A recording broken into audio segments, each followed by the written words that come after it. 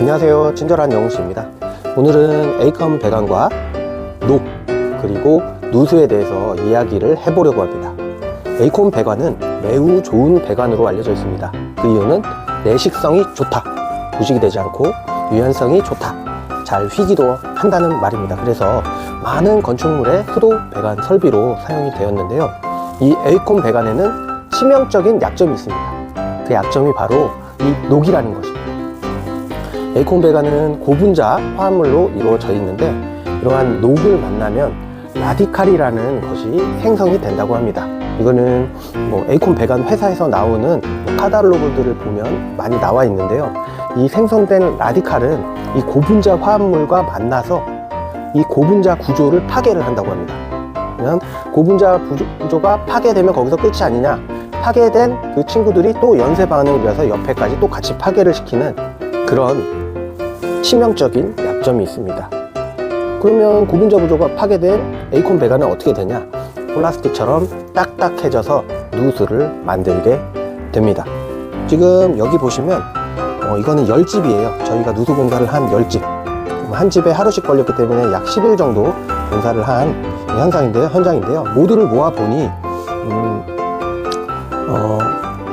녹이 배관 안에 있는 집과 없는 집이 좀 대략적으로 나왔습니다. 약 7대3 정도로 보여지는데요, 하나, 둘, 셋, 넷, 다, 7집의 배관 안에서는 녹이 발생이 되었어요.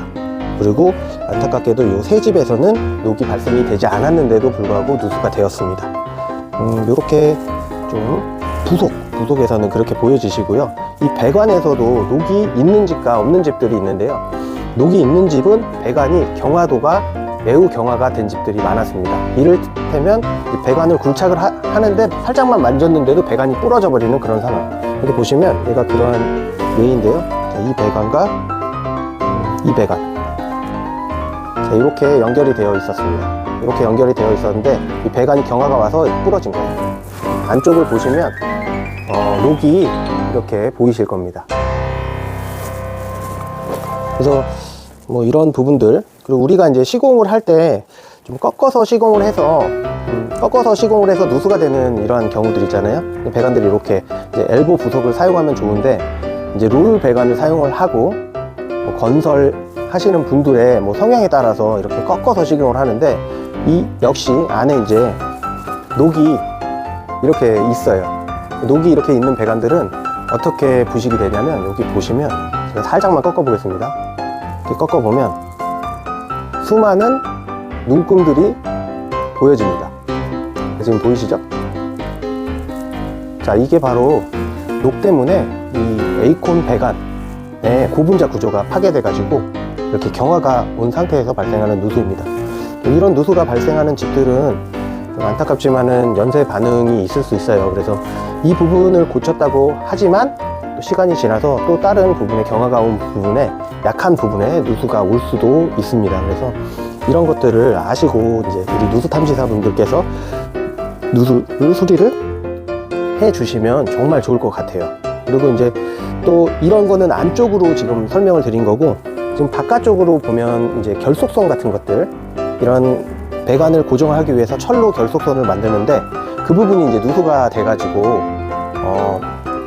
문제가 됐던 집들은 다음번에 이제 그 부위 말고 다른 부위도 결속선으로 묶어놨기 때문에 그 결속선 부위가 녹이 슬기 시작합니다. 그래서 그건 역시 또 다른 누수를 연쇄적으로 일으킬 수 있는 가능성이 많기 때문에 고객님들한테 이 부분에 대해서 사전에 반드시 안내를 하셔야 합니다. 그래서 누수 탐지하고 누수 고쳤는데 왜 또 세요? 하는 이유들이 있는데요, 이러한 배관 자체에 경화가 와버린 집들 같은 경우에는 이제 또 다른 누수로 이어질 가능성이 조금 많습니다. 그래서 우리가 이제 수리를 해드릴 때는 반드시 에이컨 전용 부속을 사용해가지고 수리를 해드리는데요, 꼭 제가 체크하는 것 중에 하나가 그 집에 강관 부속을 사용했느냐 여부를 체크를 합니다. 이러한 이제 강관 부속들을 사용을 하면 여기서 이제 녹이 발생을 하죠. 그래서 이 발생한 녹이 또 전환이 돼요. 이 강관 부속에서 에이컨으로 이렇게 전환이 됐을 때, 그럼 이 녹들이 다 여기에 이동을 하면서 물을 사용하지 않을 때 배관 안쪽에 이렇게 착색이 됩니다. 배관 안쪽에 착색이 돼요. 그럼 착색이 되면 이 철 성분은 에이콘 이 성분과 고분자 구조가 만나가지고 라디칼을 생성을 해서 딱딱하게 해서 또 누수가 올 수가 있습니다. 그래서 그런 것이 매우 조금 위험한 부분이니까 주의를 해주셔야 합니다.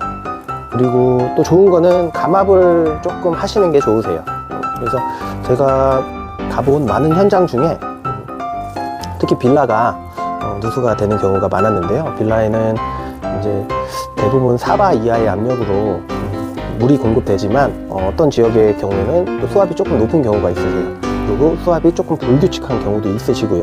그러면 경화가 왔을 때는, 경화가 오지 않았을 때는 배관이 잘 버텨주지만 경화가 왔을 때는 이 수압에 의해서 압력이 높아졌다 낮아졌다 하기 때문에 그 수압에 의한 대처가 되지 않아요. 이 에이콘 배관은 유연성이 매우 좋기 때문에 수압을 잘 견뎌줍니다. 하지만 이렇게 녹에 의해서 경화가 온 에이콘 배관은 수압을 버텨주지 못하고 터지는 경우가 많습니다. 그렇기 때문에 압력을 조금 줄여서 감압을 해서 수리를 해주신다면 보다 누수 수리가 잘 되실 거라고 믿습니다. 그래서 오늘은 이렇게 에이콘 배관, 못, 그리고 누수에 대해서 알아보았고요. 우리 누수 탐지를 하시는 많은 분들이 이러한 지식 정도는 알고 계시고 누수 탐지를 하셨으면 하는 마음에 이렇게 영상을 제작하게 되었습니다. 감사합니다.